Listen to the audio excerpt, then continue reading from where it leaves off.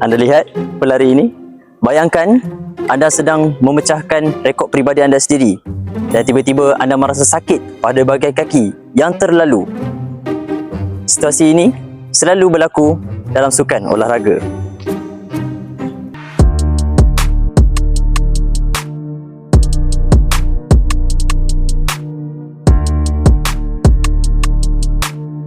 Assalamualaikum dan salam sejahtera. Nama saya Muhammad Razman bin Mat Rosli, nama metrik D20231108-676. Dan dalam video hari ini, saya akan menerangkan tentang jenis-jenis kecederaan dalam sukan olahraga, punca kecederaan, tanda-tanda, rawatan awal dan langkah pencegahan. Sukan ialah kecederaan yang berlaku semasa melakukan aktiviti fizikal, latihan atau pertandingan. Dalam sukan olahraga, atlet sering melakukan pergerakan yang berintensiti tinggi seperti berlari, melompat dan melontar. Oleh sebab itu, risiko kecederaan adalah lebih tinggi sekiranya atlet tidak bersedia secara fizikal atau menggunakan teknik yang salah.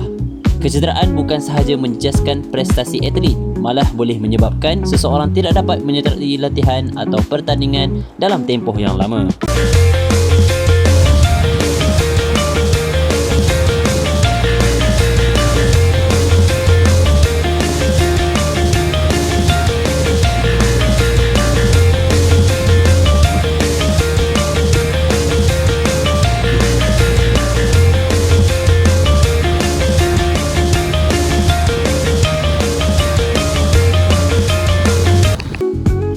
Kecederaan yang pertama ialah kecederaan otot.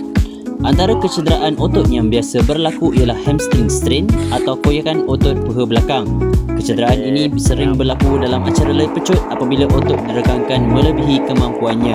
Tanda-tandanya termasuk rasa sakit secara tiba-tiba, sukar bergerak dan kelemahan pada bahagian otot yang cedera.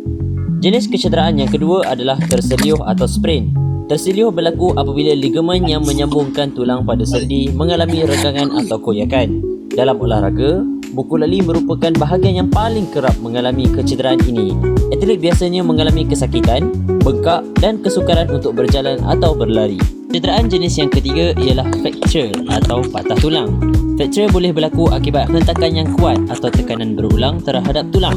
Sekiranya berlaku fracture, atlet perlu mendapatkan rawatan perubatan dengan segera bagi mengelakkan komplikasi yang lebih serius.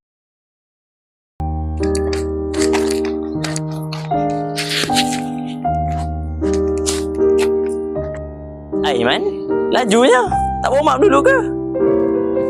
Alah, tak payahlah warm up. Tak penting pun. Kita terus lagi. Jom.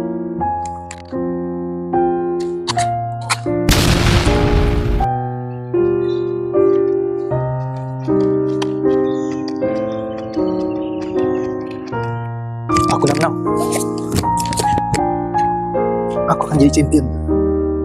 Aku akan jadi nombor satu. Nombor satu. Aku akan menang. Aku akan menang.